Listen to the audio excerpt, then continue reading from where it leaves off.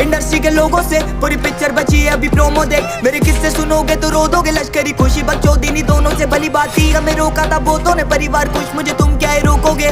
बिस्तर बना देंगे नोटों के अगर मेहनत को पैसों से तोलोगे। रुकेगी कलम नहीं जब तक जिंदा, मैं मरूंगी तब तक नहीं कला है जिंदा। मुझे लगता है जानती सब